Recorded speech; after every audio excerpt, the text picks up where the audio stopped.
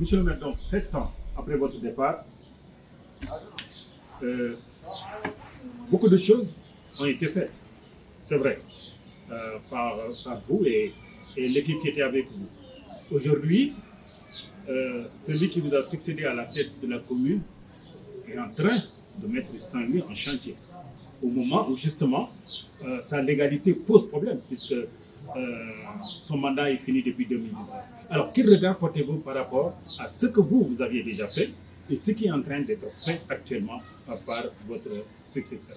Vous savez, si on résume l'ensemble de l'activité de la commune de Saint-Louis au jour d'aujourd'hui, et que vous y enlevez tout ce qui me revient de droit, parce que ça a été un programme que j'ai initié, déroulé et quasiment lancé les appels d'offres, vous vous rendrez compte qu'en réalité, la commune actuelle de Saint-Louis, sous la direction de l'actuel maire, n'a strictement rien fait pour la ville de Saint-Louis. Pour preuve, j'avais réussi ce tour de passe-passe de convaincre l'État du Sénégal, au nom de la territorialisation des politiques publiques, d'emprunter de l'argent et de le confier à la ville de Saint-Louis pour la réalisation du programme de développement touristique. Mais malheureusement, par déficit de management et incapacité à en prendre en charge ce programme, sous l'ère Mansour Faye, l'État du Sénégal a été résolu à constater l'incapacité de cette commune à prendre en charge ce que nous avions su faire à l'époque. Au point que l'ensemble du programme et du projet ont été retirés à la ville de Saint-Louis et confiés à la PIX. Voici un projet qui, dans les normes, aurait dû finir dans les environs de 2016, maximum 2017, et qui traîne jusqu'en 2021. Ce que je voudrais rappeler aux Saint-Louisiens, c'est qu'il ne s'agit pas d'être le parent du président de la République, ou d'être un riche, ou d'avoir les moyens financiers pour se prévaloir d'une capacité ou d'une aptitude à gérer au mieux des intérêts des citoyens de la ville, la commune de Saint-Louis. Moi, j'étais un maire de l'opposition et j'ai pu réaliser ce qu'aucun autre maire au Sénégal n'a pu faire pour la ville de Saint-Louis. Et pour preuve, nous étions la seule ville au Sénégal qui avait un transport scolaire gratuit. Nous étions la seule ville pionnière en matière de changement climatique et nous avions réalisé 68 maisons dans ce cadre-là. Nous avons laissé en héritage une usine de pavés neufs qu'ils ont laissé tomber. Les ambulances, ils les ont laissé tomber. Les bus, ils les ont laissé tomber. En réalité, même le programme de développement touristique, ils l'ont laissé tomber au point que l'État a été obligé de le récupérer et de le confier à la ville. Qu'est-ce que cette équipe-là a réalisé pour la ville de Saint-Louis? Strictement rien. Aujourd'hui, si vous enlevez les programmes gouvernementaux qui sont visibles partout, que ce soit au niveau de l'électrification avec Font-Roche ou dans les rues, dans les routes que l'État fait partout dans les villes du Sénégal, il n'y a rien que l'activité de la commune de Saint-Louis peut se targuer d'avoir pu réaliser durant ces mandats-là. Et vous le disiez justement, cela fait presque 7 ans et quelques mois qu'ils sont à la tête de la commune, alors que nous savons que le mandat d'une collectivité est de 5 années. Et je voudrais profiter véritablement de l'occasion pour dire aux Saint-Louisiens que le rayonnement de Saint-Louis, la grandeur de Saint-Louis est une responsabilité collective. Il s'agit qu'ensemble, nous tous, nous constations les déficits, nous constations la léthargie de la commune de Saint-Louis, l'incapacité du maire à répondre présent sur les besoins exprimés par les populations pour que nous puissions ensemble et courageusement nous réunir autour d'un acteur qui a déjà fait ses preuves comme moi pour que nous puissions recommencer le travail extrêmement productif, extrêmement large et profond que nous avions mené à l'époque. Et pour preuve, vous vous rendez compte, le Rognan Sud, que j'avais réhabilité pour en faire un espace culturel extrêmement moderne, ils n'ont rien trouvé à faire que de le confier parce qu'ils n'ont pas de programme, parce qu'ils n'ont pas de vision. Ils l'ont comme ça donné à la police pour que des éléments du génie y soient logés. Ce qui est une aberration pour une ville touristique et une aberration pour une ville moderne et surtout une monstruosité pour la première ville africaine au sud du Sahara. Je pense que cela aussi, c'est de notre responsabilité, nous les Saint-Louisiens. Rien n'est perdu encore, parce que Saint-Louis a de beaux jours devant elle. Cette ville-là va devoir grandir avec l'exploitation gazière, grandir avec la pêche, grandir avec le tourisme et grandir surtout avec l'arrière-pays agricole qu'est la vallée du fleuve Sénégal. Mais l'un dans l'autre, il nous faut un management nouveau, un management sérieux, crédible, honnête, qui ne va pas être un spécialiste de la spéculation foncière, comme l'équipe actuelle s'est signalée. Ici à Saint-Louis, ils ont détruit des maisons des citoyens, ils les ont récupérées et vendues à des commerçants. Je ne pense pas que cela puisse être dans le cadre d'une administration locale qui se respecte. Et je voudrais à ce niveau-là réitérer ma volonté, comme je le dis et je le répète, Saint-Louis ne m'appartient pas, mais moi j'appartiens à la ville de Saint-Louis. Et je suis connu partout dans le Sénégal pour être un expert en matière de décentralisation, un acteur politique sérieux, crédible et qui aime profondément son pays et qui par-dessus tout aime Saint-Louis plus que tout. Et tout cela fond de moi et de l'équipe que je vais générer autour des Saint-Louisiens, parce que j'appelle tous les Saint-Louisiens, de la diaspora comme de l'intérieur, sans parti pris, sans faire focus sur l'appartenance politique de X ou de Y. Il ne s'agit que d'être Saint-Louisien, il ne s'agira que d'être au chevet de la ville de Saint-Louis. Nous avons le défi de montrer que la ville lumière, cette cité du bon goût et de l'élégance, a encore beaucoup de choses à apporter au Sénégal. Mais pour cela, il faut un leadership éclairé, avant-gardiste et surtout sérieux, honnête, à la disposition de tous les citoyens de la ville de Saint-Louis. C'est cela mon projet, c'est cela mon ambition. Et j'ai déjà donné suffisamment de gages et de garanties pour le dire que je peux faire partie, ou je fais partie des meilleurs postulants que l'on pourrait trouver à Saint-Louis.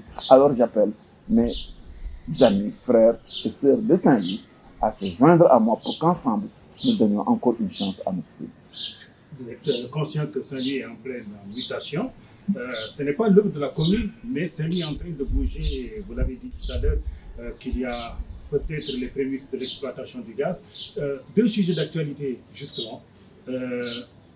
La délocalisation du stade Maître Babacar Sèye. Vous êtes maire, vous connaissez bien Saint-Louis. Il y a aussi l'autre fait d'actualité, la circulation aujourd'hui à Saint-Louis. Comment circuler dans cette ville qui étouffe? Pratiquement tout est marché dans Saint-Louis. Alors, qu'est-ce que vous allez nous proposer? Et surtout le fait qu'aujourd'hui on veut délocaliser ce patrimoine qui est le stade. Votre position? Vous savez, il faut que les Saint-Louisiens aillent au-delà de ce qui est visible. Le projet de nouveau stade est un projet du gouvernement du Sénégal. Ça n'a strictement rien à voir avec la volonté de la commune de Saint-Louis ou la capacité de la commune de Saint-Louis à faire ou à défaire un stade. Alors, si ce projet-là est sérieux, le site le plus approprié est aujourd'hui l'actuel stade Maître Babacar Sèye. Mais il faut simplement se rendre compte que l'actuel maire spécialiste de la spéculation foncière a compris que c'est une bonne opportunité pour enlever le stade de son emplacement actuel, pour le délocaliser plus loin, non pas dans le but de faire la promotion du sport, mais justement dans le but unique de mettre la main sur 2 hectares et quelques de terre au milieu de la ville et pouvoir faire de la spéculation là-dessus. Moi, je ne comprends pas cette stratégie. Je ne comprends pas pourquoi, quand tu es érigé à la station la plus élevée de la ville, avec la confiance de tes compatriotes et de tes concitoyens, la seule manière de les remercier, c'est de détruire le patrimoine de la ville, c'est de montrer autant de manque de respect et d'être aussi avide de possession de terre. Je pense que cela, c'est pas acceptable. Ça ne rime pas avec les envies de développement que nous avons et c'est contraire à l'énergie que nous devrons déployer pour véritablement faire avancer le pays. Il faut que les Saint-Louisiens retiennent que la dynamique sur le stade de Maître Babacar Sèye n'est pas une dynamique sportive, mais c'est uniquement et exclusivement une dynamique spéculative qui voudrait mettre la main sur une terre qui appartient à Saint-Louis. Pour y mettre un terme, il n'y a pas mille choix. Battons-nous ensemble, travaillons ensemble, montons une équipe la plus large qui soit et battons-les pour les prochaines locales et ce sera terminé de ce projet qui ne recoupe pas avec les intérêts de la ville et n'honore absolument pas le premier magistrat de la ville de Saint-Louis. Il y a aussi le besoin de nouveaux ponts et surtout, j'en profite pour poser la question, on sait qu'au niveau du service des mines qui a été délocalisé, il y a une banque qui est en train d'être mise en place, d'être construite, alors qu'il n'y a même pas d'information. On ne sait pas ce qui se passe. Je vais vous donner une information. C'est quand j'ai été maire de Saint-Louis que j'ai écrit à la direction générale de la BCAO pour leur dire que, écoutez, Saint-Louis est une ville en pleine mutation. Il y a de l'agriculture, il y a de la pêche, il y a du tourisme et un futur pétrolier. Et je ne peux pas comprendre que Ziguinchor puisse avoir une succursale de la BCAO et que Saint-Louis n'en ait pas. Ils m'ont répondu favorablement en me disant, trouvez-nous un espace et nous allons venir installer une BCAO au niveau de Saint-Louis. Donc si les Saint-Louisiens peuvent aujourd'hui avoir une banque centrale à Saint-Louis qui va booster l'économie, qui va booster le développement économique, il faut qu'ils sachent que c'est grâce à notre entre-gens et au travail que nous avons mené à ce niveau-là. Ce qu'il faudrait en plus de cela retenir, c'est qu'une ville a besoin nécessairement d'avoir une stratégie et une perspective de développement. C'est tout ce qui fait la différence, parce que moi, quand j'étais à la ville de Saint-Louis, j'avais défini une vision Saint-Louis horizon 2035, où les questions essentielles de transport, l'avenir de la ville de Saint-Louis, la question du nouveau pont, la question du trafic, de l'évolution des marchandises dans la ville de Saint-Louis, cela, il faut avoir une équipe municipale extrêmement avertie et qui regarde les enjeux du moment et les enjeux dans un futur plus ou moins lointain. Et c'est pourquoi je dis, toujours en perspective de l'exploitation gazière, si nous n'avons pas à la tête de la commune de Saint-Louis un maire qui comprend ces enjeux-là, qui va se dire qu'il faut absolument et le plus rapidement possible mettre sur la table, sur le dossier de Cosmos, un engagement et une négociation en profondeur pour que Saint-Louis ne se retrouve pas perdant, parce que l'exploitation gazière va avoir un impact extrêmement positif sur le développement économique, mais il y aura aussi des effets pervers. Le secteur de la pêche va être profondément modifié, la pénibilité de la pêche va être renforcée, les menaces sur l'écosystème vont être encore plus accrues, et de ce point de vue-là, il doit y avoir des compensations, que ce soit dans le secteur de la pêche, que ce soit dans le secteur du cadre de vie, du sport, de l'éducation. Mais pour cela, il faut avoir un maire avant-gardiste et visionnaire pour régler tout cela et véritablement développer et défendre les intérêts de la ville de Saint-Louis. Il y a des enjeux qui sont colossaux pour la ville de Saint-Louis. C'est vraiment le moment pour que chacun d'entre nous dans la ville ne puisse pas regarder ses intérêts particuliers, qu'on ne regarde pas nos appartenances idéologiques ou politiques, mais ensemble, regardons l'intérêt de la ville de Saint-Louis. Projetons-nous autour de Saint-Louis et mobilisons-nous à créer les énergies qu'il faut pour relever la ville et le projeter le plus loin possible. Et de ce point de vue-là, je pense que je fais partie de ceux qui ont déjà montré qu'ils ont des capacités à ce niveau. Et je pense qu'il est le moment, puisque dans quelques mois, nous allons avoir des élections municipales et ce sera l'occasion pour nous de corriger les errances de cette année, de cette dernière année. Parce qu'en réalité, qui ne bouge pas, qui n'avance pas, recule. Et la ville de Saint-Louis, au cours de ces dernières années, a donné la preuve par un management déficient que cette ville-là a plus reculé qu'autre chose. Pour preuve, il vous disait qu'en un jour, ils vont régler la propreté de la ville de Saint-Louis. Qu'en est-il aujourd'hui sur les berges? Rien de tout cela. Aujourd'hui, on se rend compte au quotidien qu'à l'intérieur de la ville et qu'au niveau de la commune de Saint-Louis, il n'y a pas de vie. Il n'y a plus de coopération décentralisée. Cette ville n'est plus attractive. Cette ville n'est plus capable d'attirer les autres vers elle. Cette ville n'est plus une ville référence comme elle l'a été de mon temps. Parce qu'à de mon temps, nous étions la première ville du Sénégal en matière de management, en matière de transparence et en matière d'inclusivité et de participation. Voici les faits. Et personne ne peut les contester. Entre-temps, l'héritage que nous avons laissé à la ville de Saint-Louis, ils l'ont laissé tomber en désuétude. Et ce n'est pas bon. Le service public, ce qui le qualifie en premier, c'est sa continuité. Sa continuité dans le bon sens. Ça veut dire que quand vous remplacez quelqu'un, vous devez bonifier tout ce qu'il a fait de bon et renforcer ce dispositif et ne pas être dans l'archaïsme du temps de la pierre taillée qui voudrait que tout ce que celui qui vient avant moi a fait, il faut que je le détruise. Ça montre la preuve de l'étroitesse de l'esprit de celui qui est là et de son manque de générosité vis-à-vis des populations de Saint-Louis. ma toute dernière question, vous avez répondu à mes préoccupations par rapport à la coopération décentralisée, surtout au fait qu'aujourd'hui, Saint-Louis marche à pas de caméléon à ce niveau, d'autant qu'on ne voit plus Toulouse, on ne voit plus Lille, voilà, on ne voit plus ses partenaires. Ma toute dernière question, monsieur le maire, est trait aux prochaines élections, justement. On ne sait pas si c'est suffrage direct, suffrage universel, comme on dit, ou c'est comme ça se passait à l'époque. Est-ce qu'un projet est déposé au niveau de l'Assemblée pour changer le mode de scrutin?